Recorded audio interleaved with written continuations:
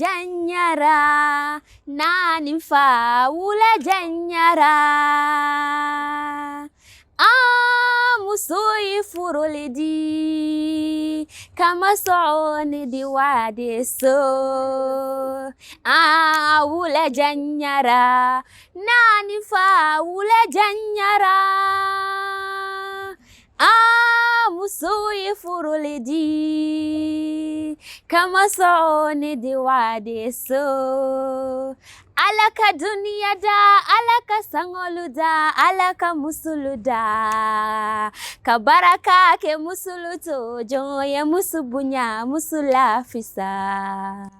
Once upon a time, when the sun was youthful and the moon at its prime, there existed the greatest of all God's creation, the second largest continent in the world, Africa. Today's Social Discourse talk is going to be about the African Liberation Day or the African Freedom Day, which is usually celebrated on the 25th May of every year. And today, here with me in the studio is Miss Yamalen Jane. Yamalen is a friend at Starfish International, but she is also a blogger, she is a creative writer, and she is a youth leader and an activist who have been using her words and write-ups to inspire many, many people. And welcome on the show, Miss Yamalen. Thank you, Mariama. And I think I've seen one of your blogs that you shared on Facebook. Let's start with that. I think it's the Marble and Me. Yeah. Let's talk a little bit about that before we get to the discussion. Okay. What inspired that? So Mabel and Me, first of all, I don't write as often as I should, especially creative writing. Okay. So at some point, a few months ago, before I got distracted again, I was trying to be more regular with my writing. And I was trying to get help with that. So I was reading Stephen King's book on writing, A Memoir of the Craft. So there was a prompt that he gave to young writers, well, to writers generally. And it was a story that he gave, and he asked us to flip the narrative and then write about it again, which was really helpful. So the story was about a woman who had a very, very abusive husband. And it got so bad, I believe he got arrested. And he escaped.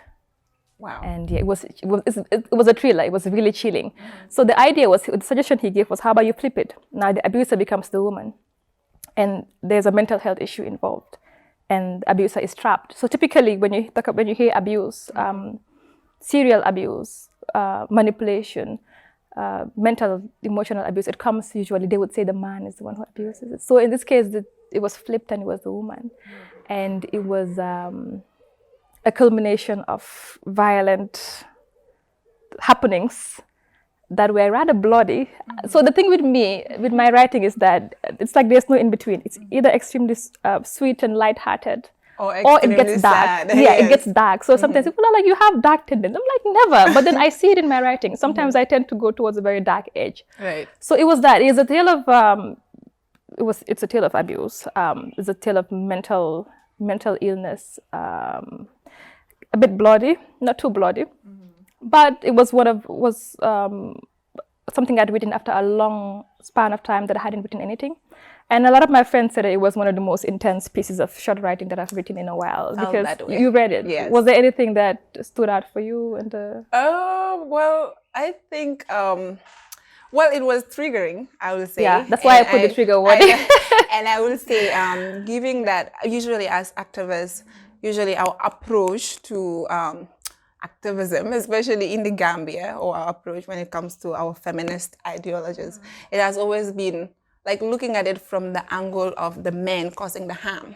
And that is because in the Gambia, majority of the abuse is done by the men. And usually addressing it that way is necessary and it's important. But I like that you talked about it in terms of the women this time. Yeah. And I think our young boys as well are going through a lot of abuse and violence and sexual traumas that nobody is talking about, and they don't have a lot of space and a lot of voice to show it out. That's very true. So I like that you use that angle. Yeah. But moving on, today is African Liberation Day. And for a lot of people, Africa will never be liberated. you know? I mean, there has been a series of debates happening on that. And I just wanted to hear your take on it. Like, what does liberation means to you? And do you think Africa will ever get there? I mean, to say that it wouldn't get there might be far-fetched. It would be rather brave of me to say. But I understand where the skepticism would come from. Because we seem to be not have made much progress. It may seem that we have made progress, but when you look at it, we have not really made progress, especially as concerns the vision that the pioneers of the struggle had. There was a plan that was supposed to be followed, and by this time we should have gone much farther than this. Right. So yes, there is skepticism. But then when you look at it, when you are in the moment, you feel like it's everything. Like, you can only see as far behind. It's limited what you can see behind and what you can see in front. But when you think of the trajectory of humanity, you would find that the oppression of Africa, this continent, might be, in the grand scheme of things, was just a small section in the history of humanity. Right. So who knows what's going to happen in the next few centuries? There might be a drastic turn of events. We would not be here. So I might be able to say that perhaps Africa will not be liberated to the extent that I would hope within my lifetime.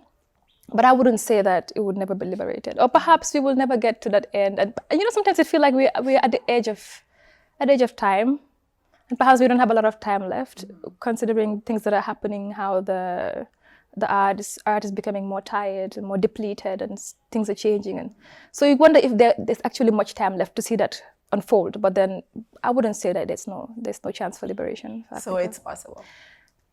Anything is possible. I agree with you. I think it's possible. Anything is possible. Yeah, and like you said, we might not be here to witness it, but the hope is that our grandchildren, or I don't know, but I think there's a lot of discourse around now, especially in the age of information. There's a lot of discourse around imperialism and capitalism and racism, and people are getting access to information that they did not have before. Right. But whether that's where our priorities lie, because it's also the age of hyper-consumerism and extreme capitalism. So people are distracted by that also, which is awesome for imperialism. So there are also those limitations. I guess everything that comes with advantages comes with its disadvantages also. So yeah, liberation, it's going to be a lot of work, but it's definitely possible. But moving right along, what do you celebrate about Africa? I mean, there are a lot of components in Africa that we are struggling with, but there are also other components that we look at and smile just because they're just beautiful and so refreshing. They are. Yeah. So what do you celebrate? So there's a lot of things that we take for granted. That sometimes you need somebody from the outside to come and remind tell you. Yeah, yeah. Like, for example, the other day my mom was saying, you know what's nice about here? When you sit in your room, you can hear the birds, you can hear the people in the streets, you can hear, you can hear a drum in the distance, you can hear these activities. It's life. There's a sense of community. You know that this is a place of alive things. And that's those natural noises, those natural sounds that some places they don't have it. It's everybody's cooped up and there's no community. And there's the fruits. That's also something that my mother, who lives most of the time outside of the Gambia, would highlight. She was saying, this mango, she had a small mango to you. She's like, I'm gonna eat this mango. And then I think somebody was like, that's a small mango. And she was like, do you know how expensive this is in the US? In the US, exactly. It's expensive. This is like $1.99. Yeah. And then it doesn't taste like anything because it's not natural. There's so much artificial processes that are added to it to produce it. So these are things that we do not know we have, and we should safeguard it, preserve it, entrench it before we lose it. The sense of community, the socialist values that we have, the social safety nets that we create for each other. The familial bonds are things that other people want and they cannot have. And it's slowly going away as we become more individualist people, which is sad because that's not the way it was supposed to be. It may be tempting to, I want to be liberated, I want to be on my own. But then at some point you realize that actually this was a gift. And that's one thing I appreciate about Africa. Yeah, and other people see it and we don't see it. Yep. It's true. And I agree. When it comes to, just the vibrant community, that is something to definitely celebrate. And I personally just love how, this hospitality when it comes to, how people are genuinely concerned about the things that are happening in your life and how they will spend their last butots to just please guests in the houses, and all those are things that I really want celebrating. Although it's changing, I see it changing as time gets harder, Yes. things get more expensive. Right. Your heart is unable. That's what capitalism does. That's what it does. Right. The few people get richer. Yes, people are not able. You have to focus on survival instead of focusing on spiritually growing and glowing and things that make the human soul thrive. You forget about that because you're so fixated on trying to survive. And human beings, it's not supposed to be that way. And that's true. But when it comes to material progress, we are still a bit backward. I mean, we are still depending on other people for survival. But I think when it comes to our spirituality, yes, it's changing, but that is still something we continue to treasure. Because like a lot of African people are just like, the core of their living is their spiritual empowerments, things that they really hold on to no matter what happens, even if it gets really hard and tense. So yeah, capitalism is killing us. It's killing us. Right, we are thriving, spirituality is a necessity. Yes. It's what keeps you going in the face of adversity.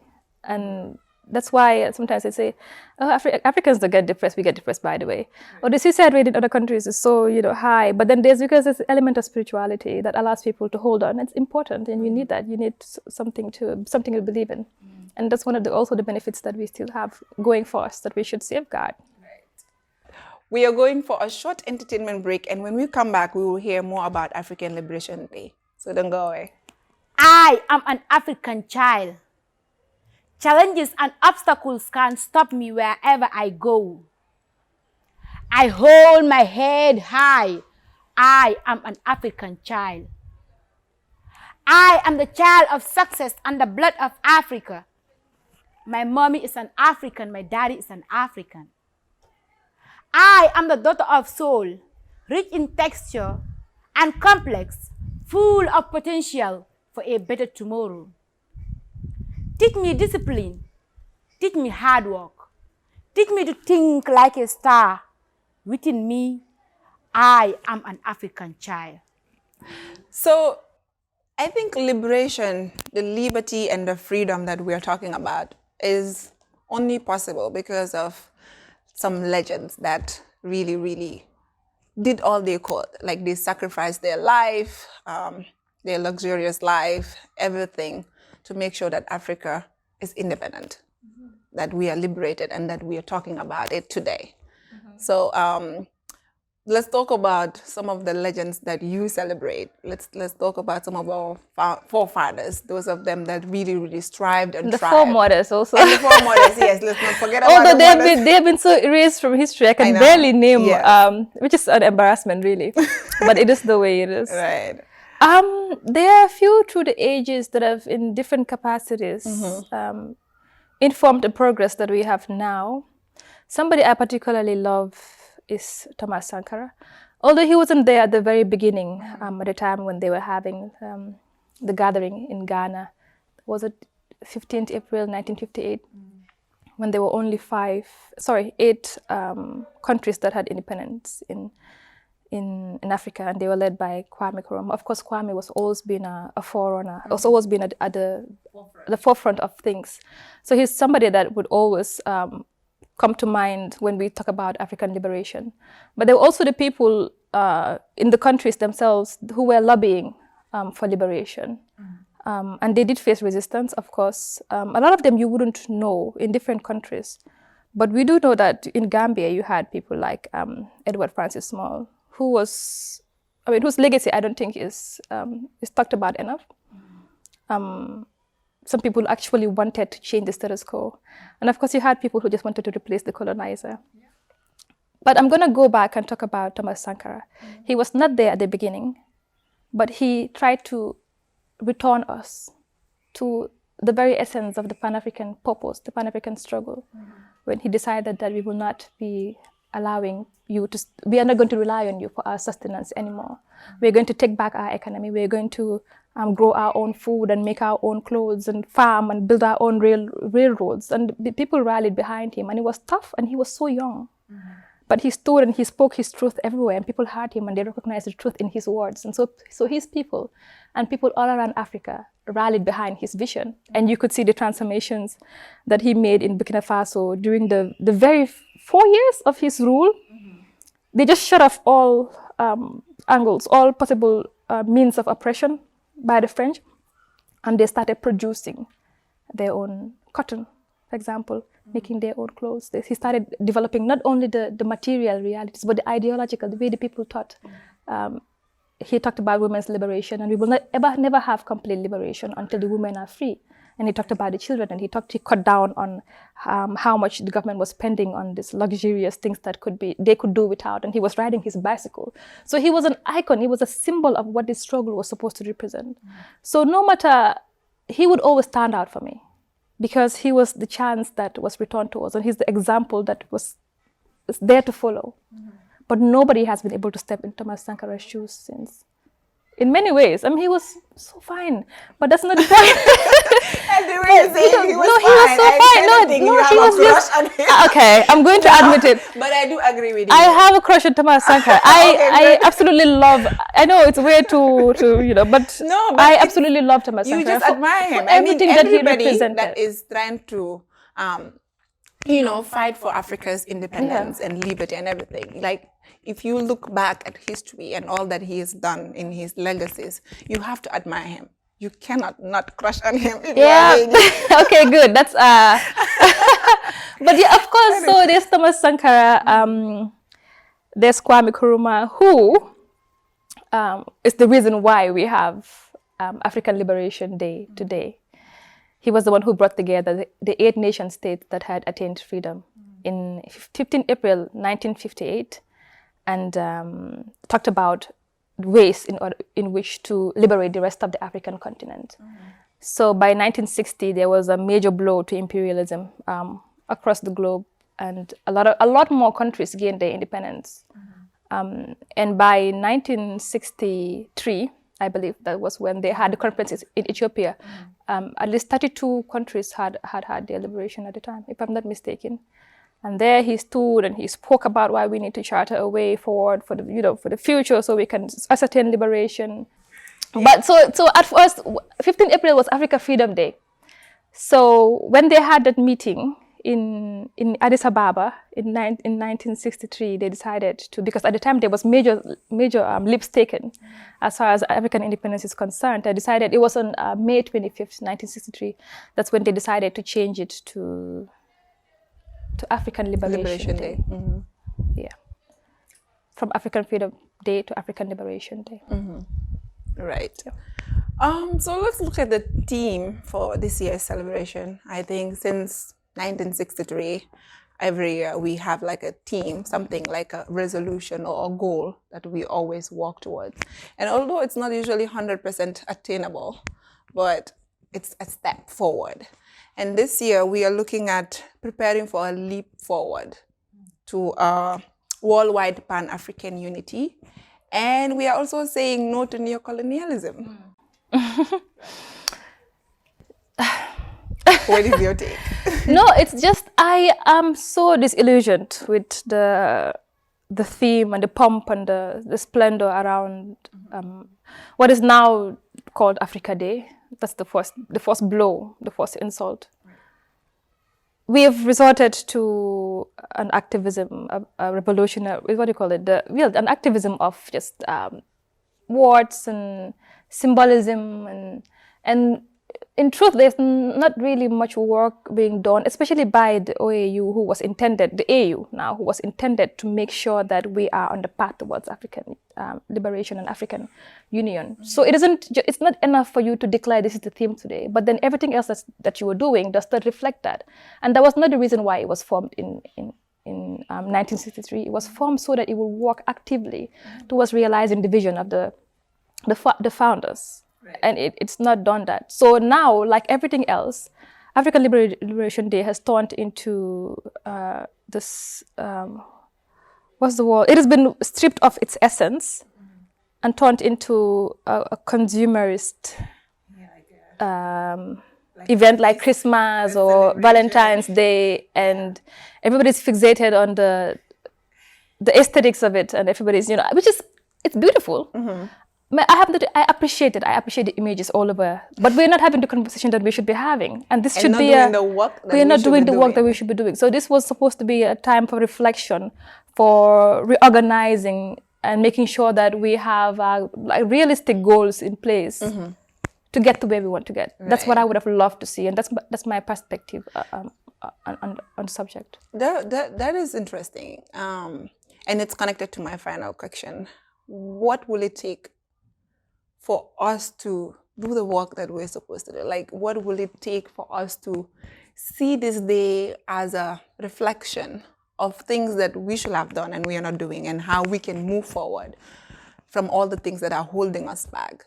What do you think it will take us as it needs us being truthful to ourselves and recognizing what is as it is. It's the fact that we actually never prepared the grounds for a liberated people. We still are trying to maintain structures, institutes, systems that were not created for the liberation of the African person. They were created for the purposes of the imperialists, the colonizers that we had before. If you look at our education system, if you look at our political system, even the parliamentary system, every sector is full of old ideas that were not meant for a liberated people. Are our structures serving a people who have a goal towards being liberated? Is the education system teaching the students what they need to know to use the resources at their disposal all around them to build the reality that they want for their people? I don't think we've done that. I don't think we've edited ourselves. I don't think we have. We should have dismantled, interrogated and dismantled what there was and make it intentional. Set a goal and make sure that everything has been made ready for us to reach that goal. And we never did that. So you cannot expect for you to go to how would I even say it? You cannot expect yourself to progress on a machine that was not meant for your progress. Right. How would that happen? Well, that's structure. No, so that's why we keep, for how many years, over 50 years now, moving into a century, we've been trying the same thing. We've been having the same problems, the same political misfunctions. We have seen that this democracy hasn't been working for us. But every year we conduct another election, we have the same problems. People are not rallying behind ideology. People are rallying behind ethnicity, behind regional, those things. So it's because as far as I'm concerned, the political structures do not fit with our sociocultural realities, and they were never adapted to fit. So we've been using misfitted systems to try to live a reality that it's not true to us. So until we are ready to interrogate this and put in the work that has to go into breaking everything away and fixing it back together, until we are ready, we have the will to do that, which should start from our leadership, unfortunately. But no, I mean, some people would say it should start from the individual. Right. I think it's a collective responsibility. It is a collective. There's no one person. The leaders cannot do it alone.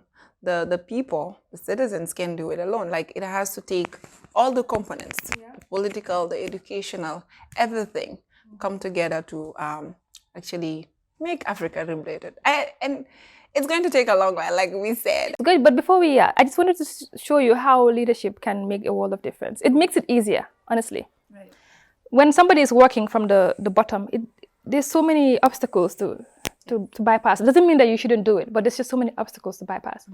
But when it's coming from the top, the authority has the vision, the understanding. It makes Thomas Sankara is a perfect example, and every other leader who's making major changes in their countries. So, but yeah, it's crazy.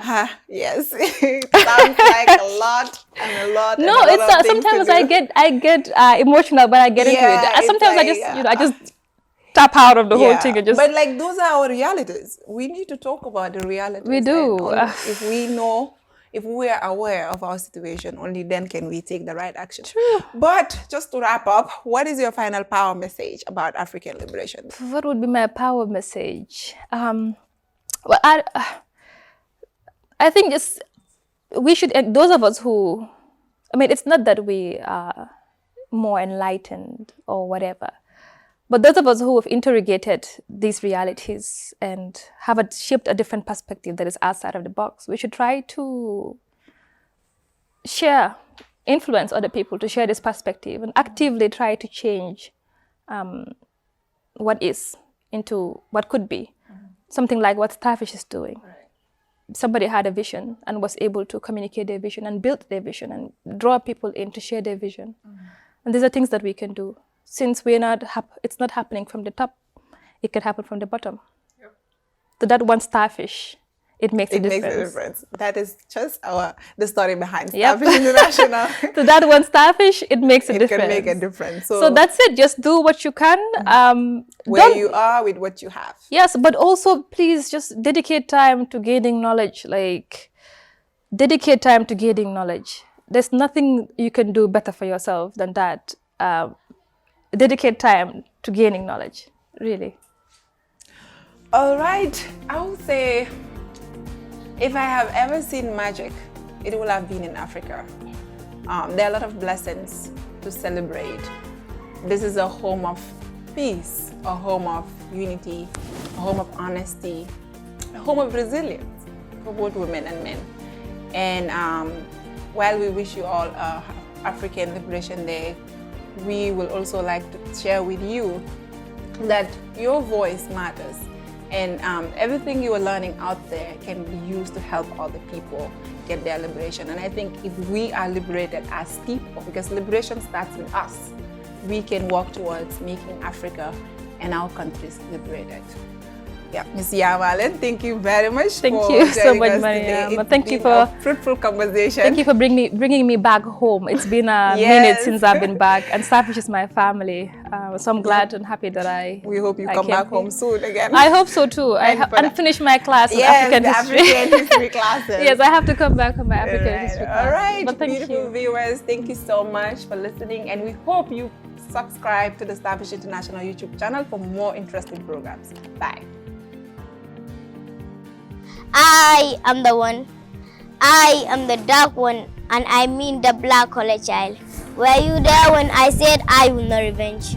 I will not revenge even though all my riches are stolen by thieves. I can now identify, but I will still not revenge. I remembered my people were faithfully made to work as slaves under the dictatorial leadership of those who were not our ancestors. Yenke ila jongoti bari hanika bimba bambandine. They call us poor, forgetting that we were the reason. They were rich, because we are different. But if they are still ready to steal, if they want to take anything away, let them do so. But we are not revenging for revenge. It's for the weak, and we are not weak. But let our dignity be respected. Don't belittle Africa. Thank you.